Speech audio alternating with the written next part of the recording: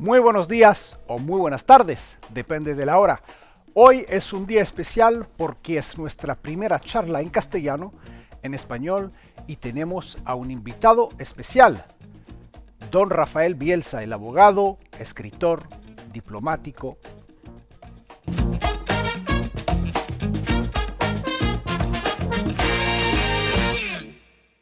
Muy buenas, bienvenidas, bienvenidos a la Universidad Digital de La Reunión. Hoy es un día especial, nuestra primera charla en español, y tenemos con nosotros a un invitado especial, don Rafael Bielsa, diplomático, abogado de profesión, escritor, fue ex canciller de la República de Argentina. Muy buenos días, don Rafael, ¿cómo está usted? Buenos días, ¿cómo está usted? Salim, un gusto de verlo. Muy bien, gracias.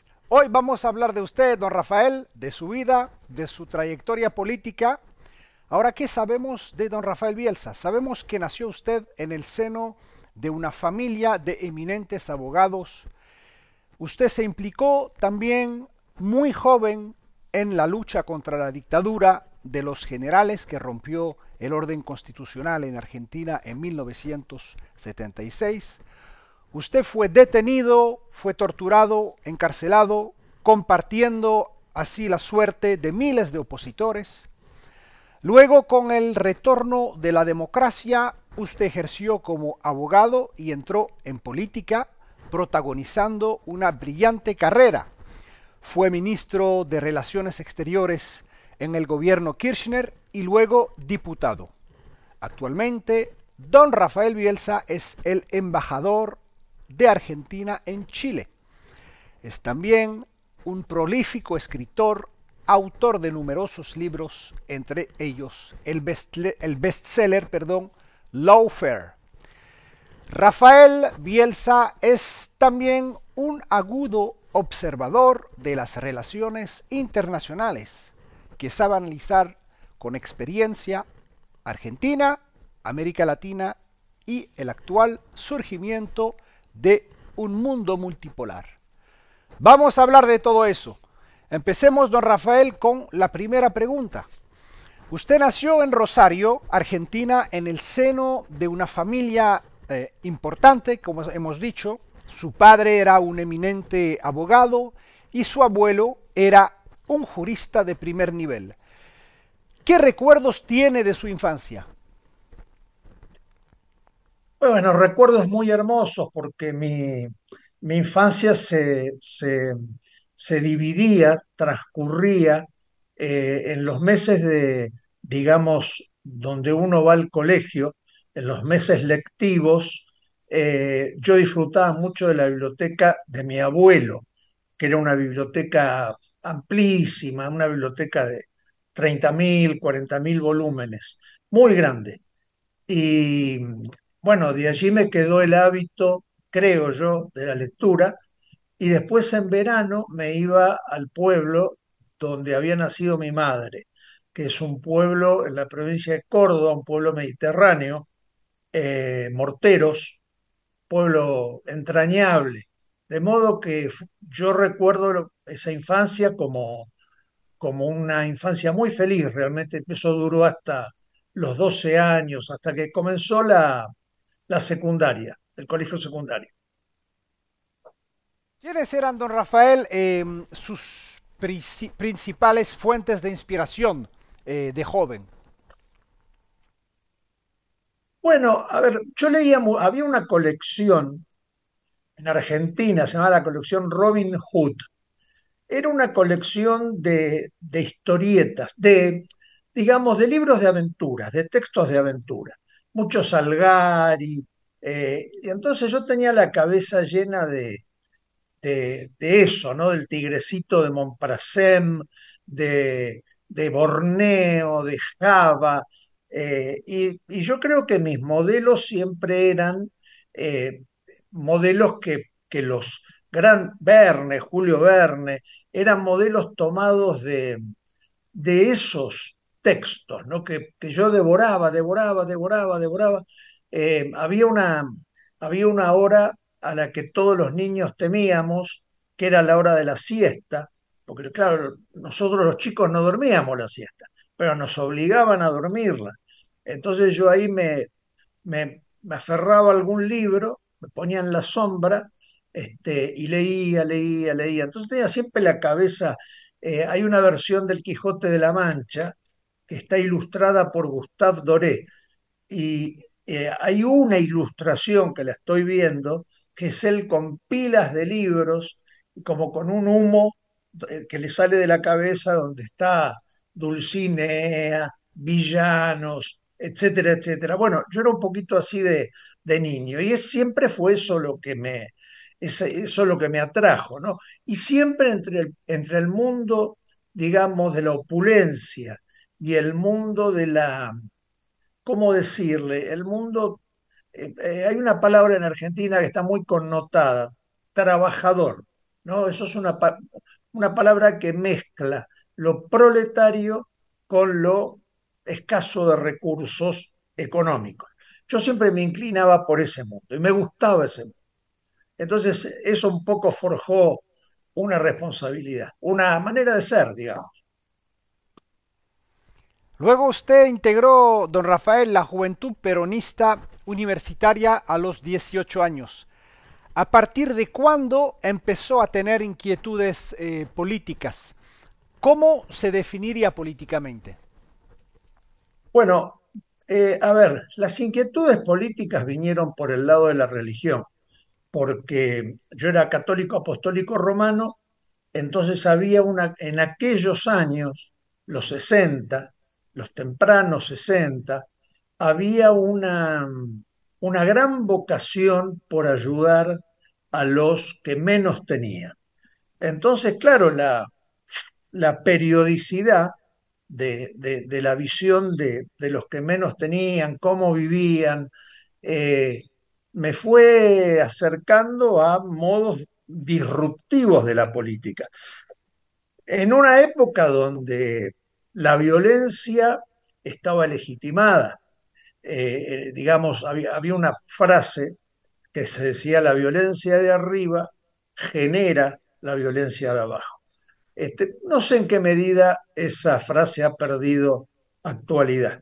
Me parece que todavía es actual. Entonces allí, muy temprano, a los 15 años, 14 años, ya empecé a leer algunos textos de posguerra, a Camus, algunas lecturas me fueron llevando a mi posición política, que la adopté muy tempranamente. Yo soy peronista. En Argentina se dice nacional y popular.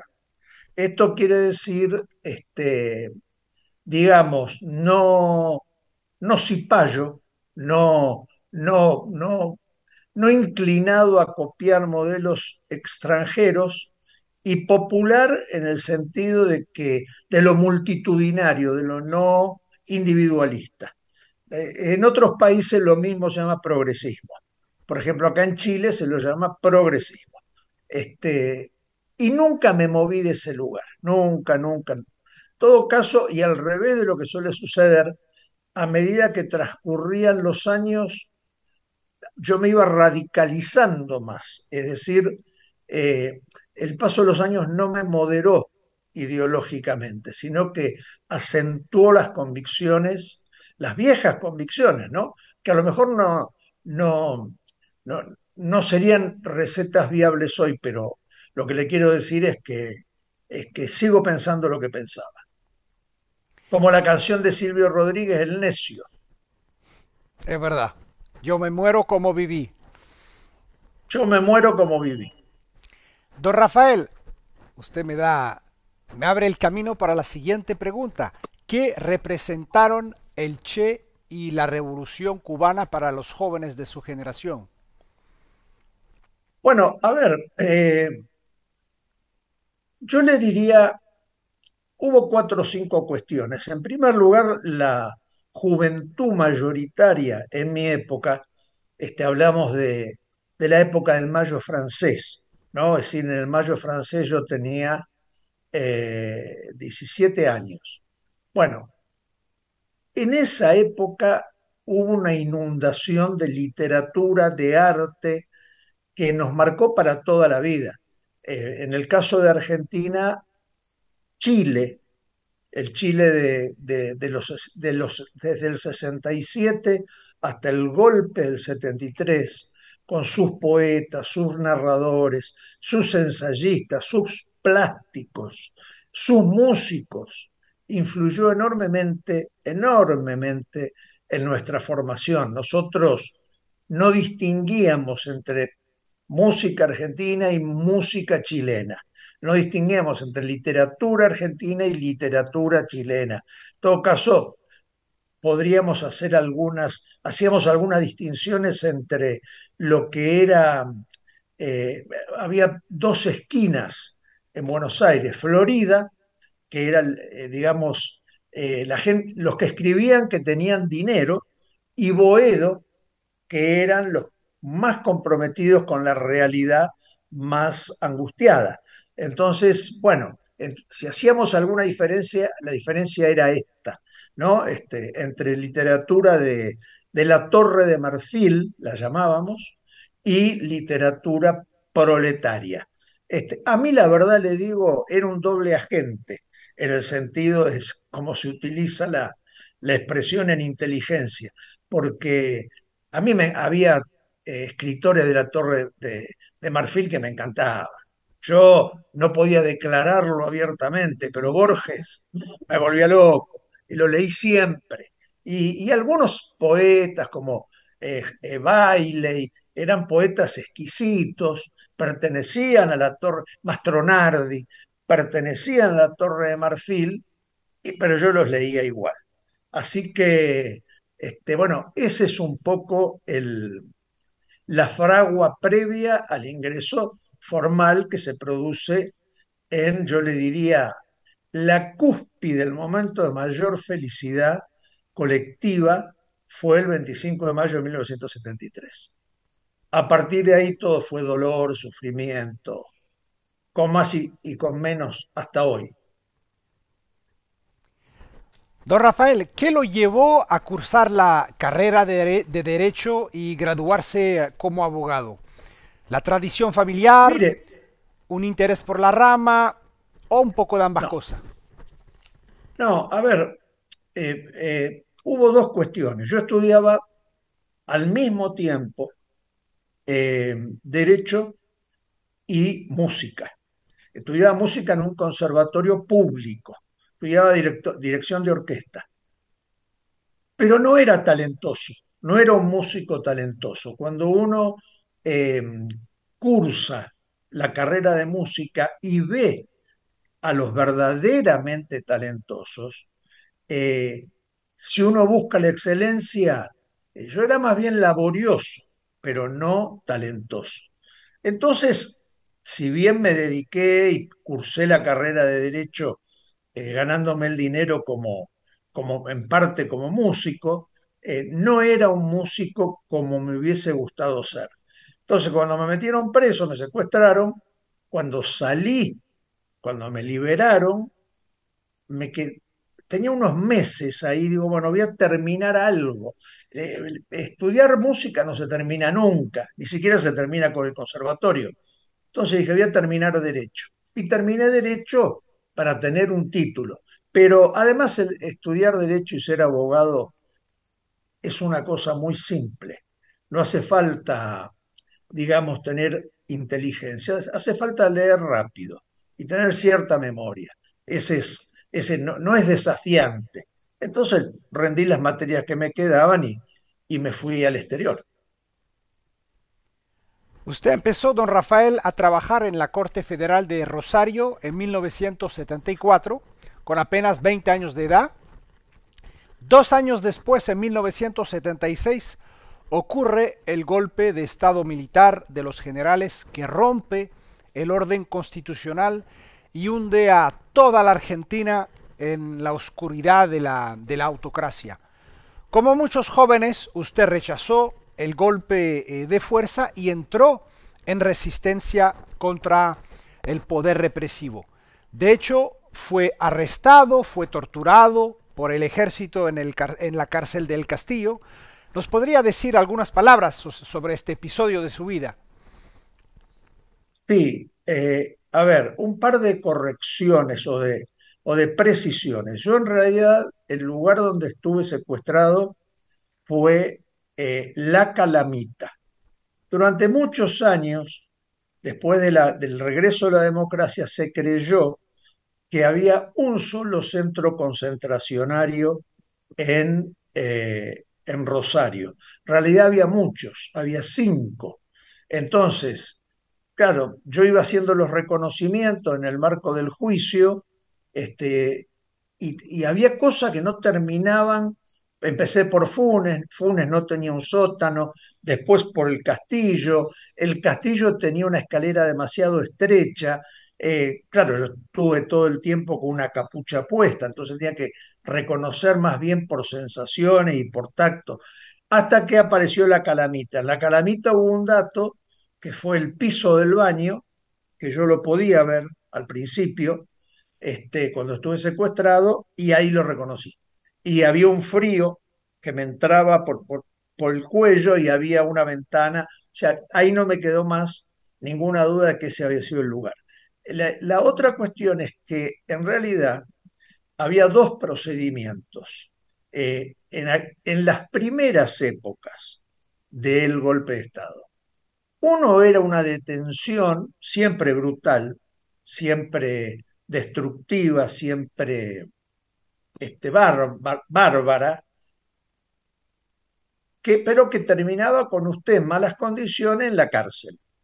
Y después había otra cosa que se llamaba chupar a un subversivo, que era absolutamente de, eh, al margen de la ley, totalmente al margen de la ley. Eran paramilitares, trabajaban sin, sin ningún tipo de respeto por ningún tipo de norma. Era una estructura paralela. A mí me tocó la estructura paralela. Por eso todos estos lugares que yo le mencionaba, la comisaría operacional de Fisherton, la Calamita, el Castillo, Funes, eran todos centros clandestinos. No había un centro de detención formal. Entonces, bueno, el circuito clandestino era un circuito de gente que estuvo conmigo presa, que yo pude reconocer por las voces. Yo creo que han sobrevivido 2 chicas, 2 compañeras. O sea que la mayoría, sobre todo un grupo en un determinado momento, los mataron a todos, que eso es la historia que yo relato en la novela Operación México, que después fue película también. Don Rafael, después de salir de prisión, usted tuvo que exilarse a España. ¿Cómo vivió el destierro lejos de su tierra natal? Mire, muy mal, Salim. Ahí entendí lo que era el ostracismo. Usted sabe que la palabra proviene del griego. Cuando querían expulsar a una persona, podía ser por su mala conducta, podía ser por mala administración, etcétera, etcétera, tomaban unos pedacitos de cerámica, estaban tirados en el piso, y en ese pedacito de cerámica escribían el nombre de la persona que querían mandar al ostracismo. Se juntaban esas piedritas con los nombres y, y ahí yo aprendí la enorme diferencia entre irse sin poder volver e irse para volver, ¿no? Y claro, irse sin poder volver para mí, Salim, fue intolerable. Yo me iba a los puertos de las ciudades donde viví a ver salir barcos para imaginarme que iban a Argentina. Ese era el nivel de enajenación, el nivel digamos, de quiebre psíquico que tenía en ese momento. Además, eso coincidió con un proceso que se llamó la segunda contraofensiva, donde había compañeros que iban a la Argentina a combatir y esa fue una operación que estaba denunciada. Entonces era una trampa. Entonces los estaban esperando, pasaban por la ciudad donde yo vivía, Barcelona, nos veían a nosotros, estábamos con ellos, etcétera, etcétera, etcétera, y a la semana nos enterábamos de que habían desaparecido. Entonces fue una época, yo la recuerdo como una época muy, muy, muy negra, que no la aproveché para nada, salvo para que se endureciera el carácter, que yo tampoco sabía que estaba sucediendo eso, porque por ejemplo el colectivo chileno era un colectivo muy estudioso. Nosotros seguimos haciendo política en el exilio, que era una cosa un poco inútil, ¿no? Nos juntábamos en los bares para hablar de la patria lejana, un poco como en Francia sucedía con los republicanos que se asilaron en Francia. Bueno, fue una época extraordinariamente amarga. Por eso es que cuando tuve la posibilidad de volver, que fue gracias a un discípulo de mi abuelo, Roberto Luqui, a quien yo le debo mucho, que me dijo, bueno, mira, volvé, él tenía un cargo menor en el gobierno, me dice, volvé, yo te voy a proteger. Pero no pude volver a mi ciudad, porque me quedé a vivir en Buenos Aires y nunca más regresé a Rosario. Estaba en una situación muy precaria, pero más precaria era la intemperie de mis sentimientos. Entonces, fue casi por fuerza mayor que volví. Usted volvió, don Rafael, en 1980.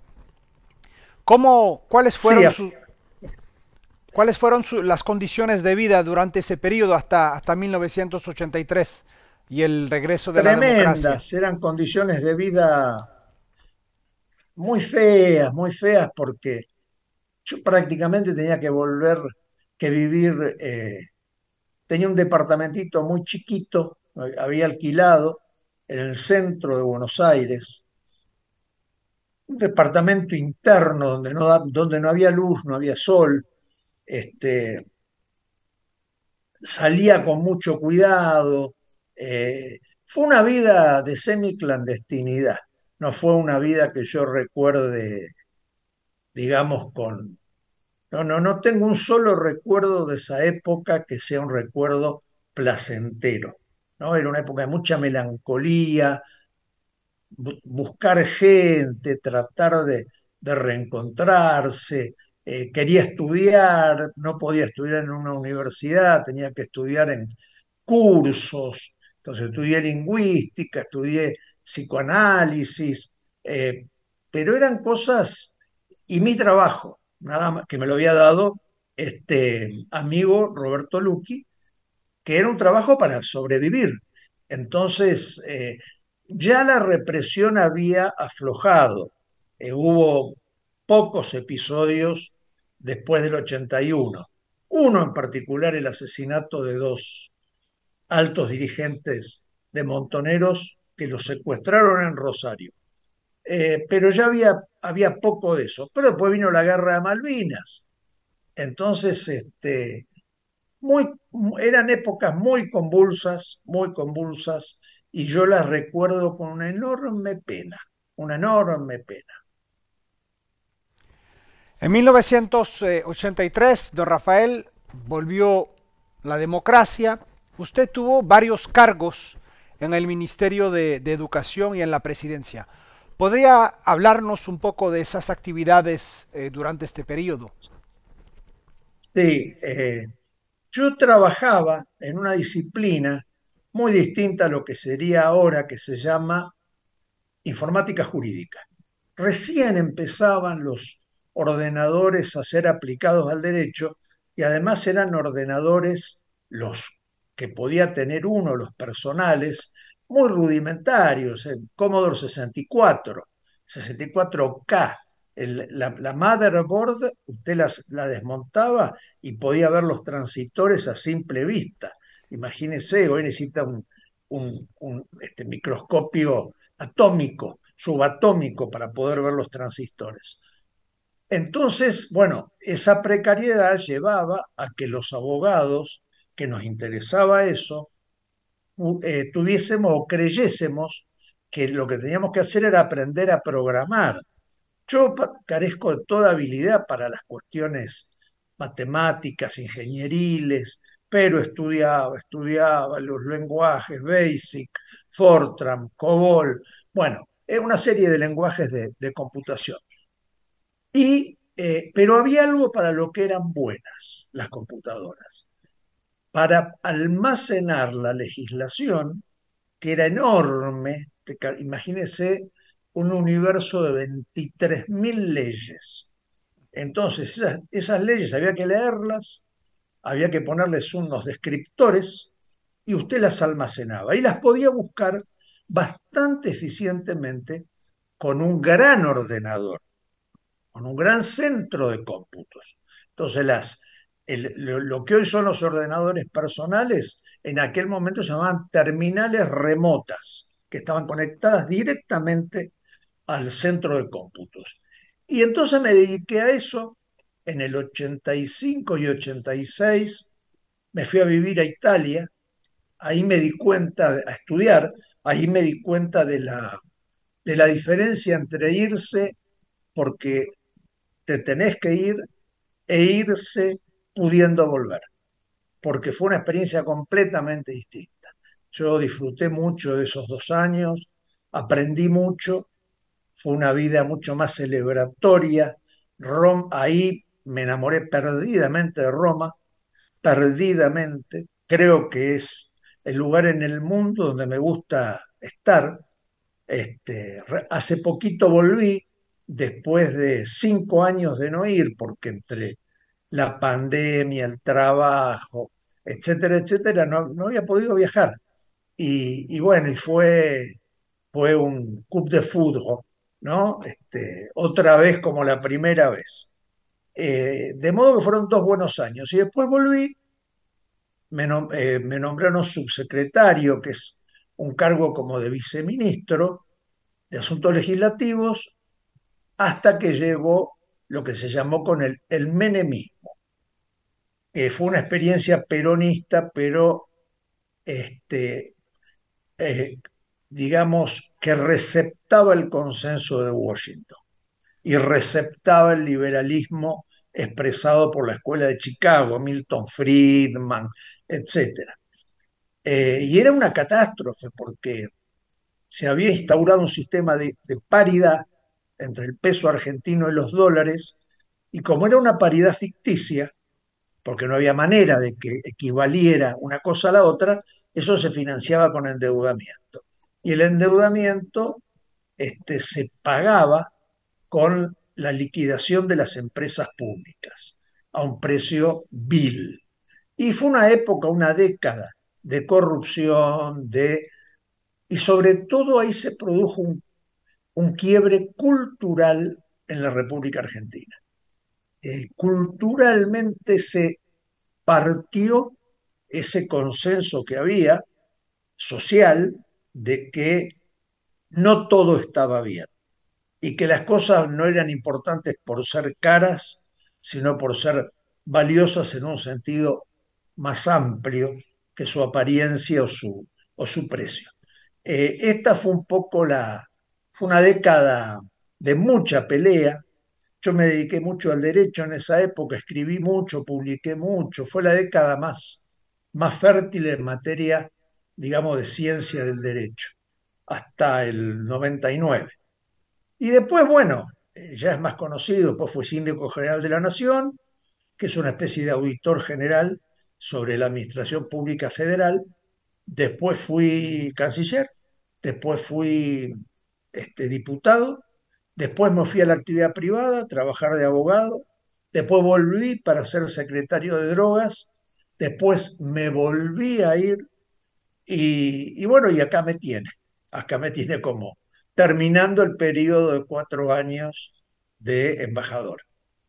De todo esto vamos a hablar en la segunda parte de esta charla con don Rafael Bielsa. Nos vemos muy pronto. Gracias.